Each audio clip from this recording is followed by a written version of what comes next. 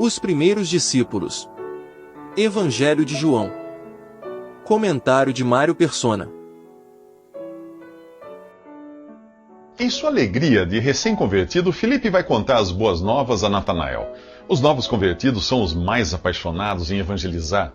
Repare, porém, que a mensagem de Filipe não está totalmente correta. Ele diz ter encontrado aquele de quem escreveram Moisés e os profetas, Jesus de Nazaré, filho de José.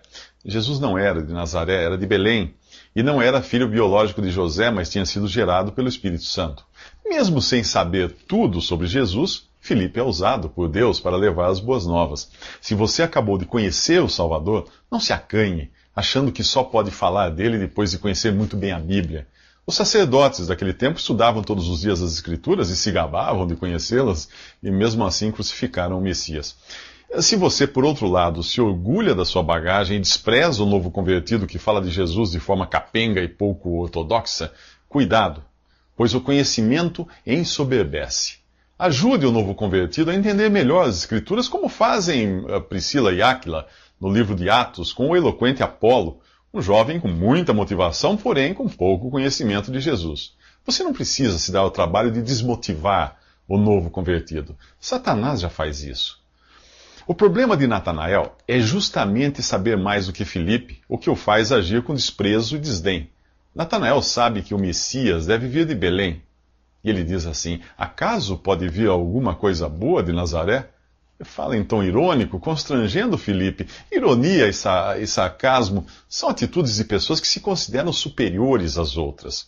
Ao usar de seu conhecimento das Escrituras para ridicularizar a mensagem trazida por Filipe, Natanael está, por assim dizer, cozendo o cabrito no leite da própria mãe. A expressão do Antigo Testamento indicava que aquilo que Deus fez para alimentar os pequeninos nunca deve ser usado para matá-los. Filipe faz bem em não discutir. Ele simplesmente convida: vem e vê. É por aí mesmo. Provai e vede que o Senhor é bom, diz o Salmo. Experimente e crê em Jesus.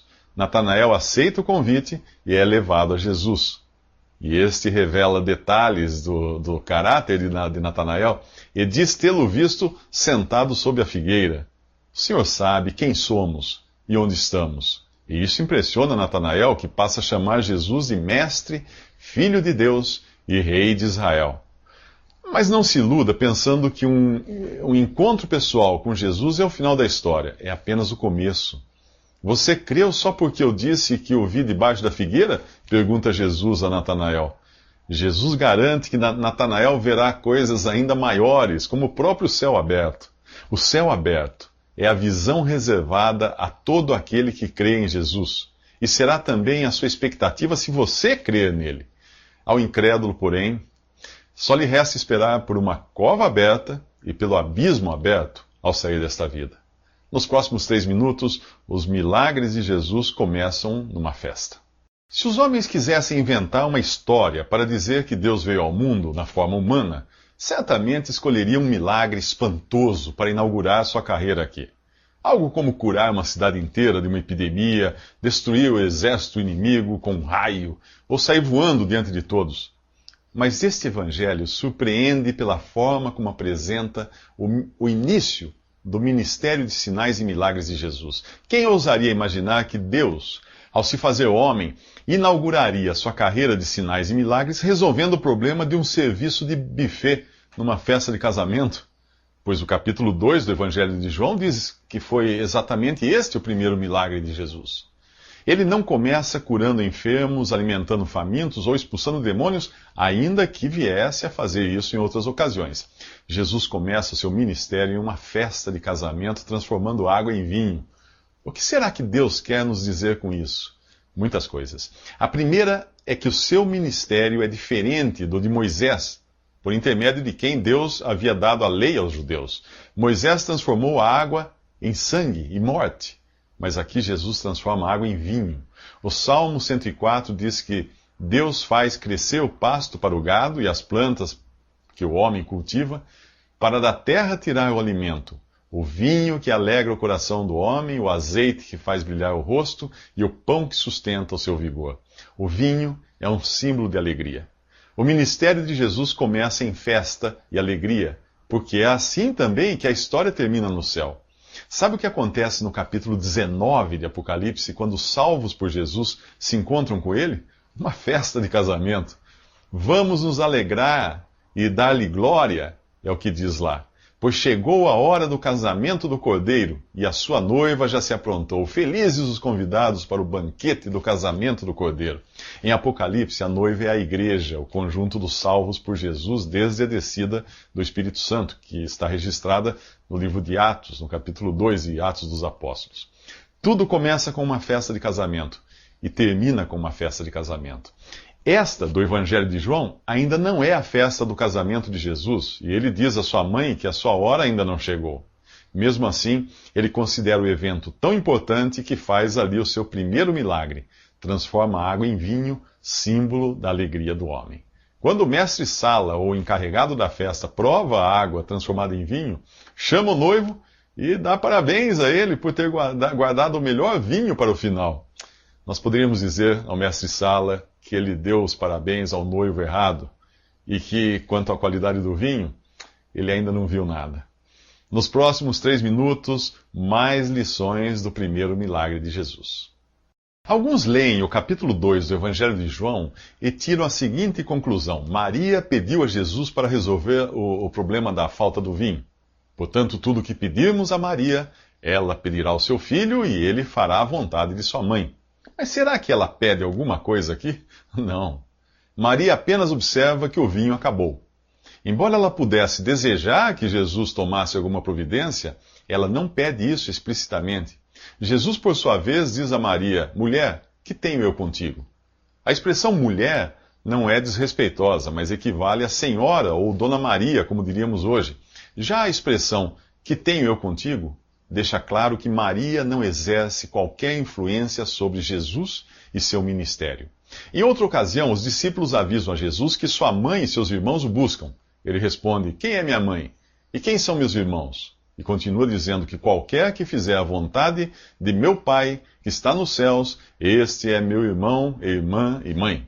O seu ministério não estava sujeito aos vínculos naturais de parentesco, mas exclusivamente à vontade de Deus Pai. De todas as mulheres, Maria foi a escolhida para ter o Filho de Deus gerado em seu ventre pelo Espírito Santo. Sua missão não vai além disso. E em momento algum você a encontra como mediadora entre os homens e Jesus. Qualquer informação sobre Maria que ultrapasse o que está escrito na Palavra de Deus é invenção humana. No Novo Testamento há apenas umas 20 referências a Maria, acho que umas 18 só, enquanto o nome de Jesus aparece quase 1000 vezes. Este mesmo Jesus diz a você: vinde a mim, todos os que estáis cansados e oprimidos, e eu vos aliviarei.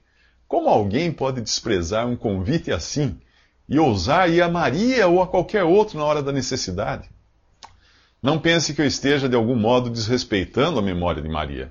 Estou apenas dizendo para você se concentrar naquele que Deus, os profetas e apóstolos concentram toda a sua atenção: Jesus. Você não encontra qualquer referência a Maria nas cartas dos apóstolos. Se existisse alguma doutrina importante relacionada a ela, você acha que Paulo e os outros apóstolos teriam deixado isso passar em branco? Em nosso capítulo, Maria apenas diz aos servos que façam tudo o que Jesus ordenar. E esse sim é um conselho sábio. Maria foi salva por Jesus, o único sem pecado. Ela faleceu e hoje está no céu em espírito, aguardando a ressurreição com todos os que creram em Jesus em todas as épocas. Pedir algo a ela ou a qualquer outro falecido é invocar os mortos, algo que a Bíblia condena com veemência. Você respeita e admira Maria? Então siga o conselho dela. Olhe só para Jesus e faça tudo o que ele mandar.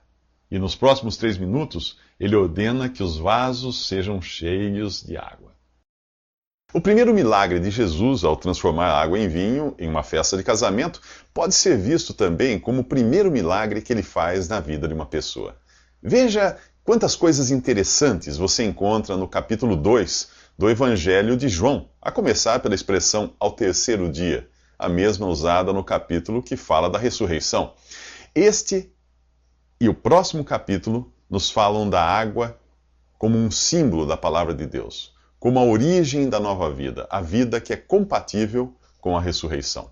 Os judeus costumavam manter grandes potes ou vasos de pedra para armazenar a água que eles usavam nos rituais de purificação. Jesus diz aos servos para encherem de água os 6 potes que existiam no local, cada um com cerca de 100 litros. Milagrosamente, a água se transforma em 600 litros de vinho da melhor qualidade. O versículo 11 desse capítulo diz claramente que este foi o primeiro milagre feito por Jesus. Portanto, se você ouvir falar de algum milagre feito em sua infância ou adolescência, pode ter certeza de que é pura invenção. Somos como aqueles vasos de pedra, empedernidos, vazios da verdadeira alegria.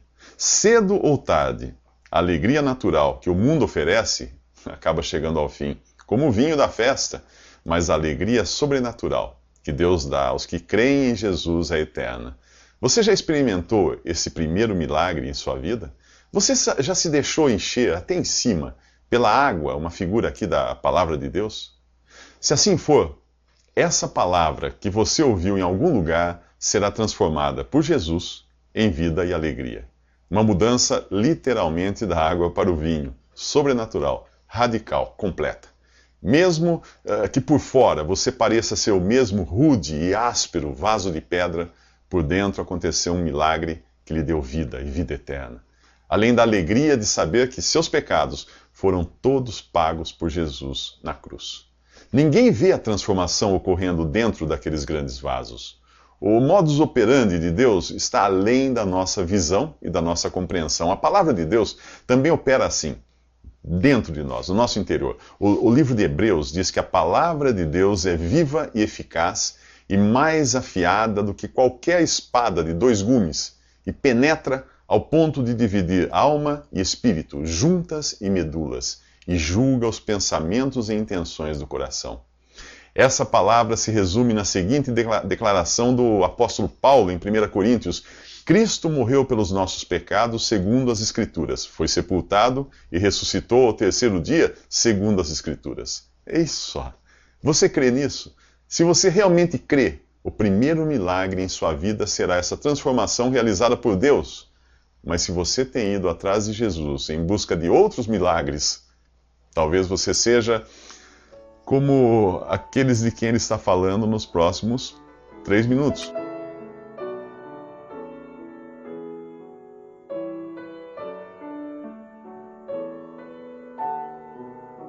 Visite Respondi.com.br. Visite também 3minutos.net.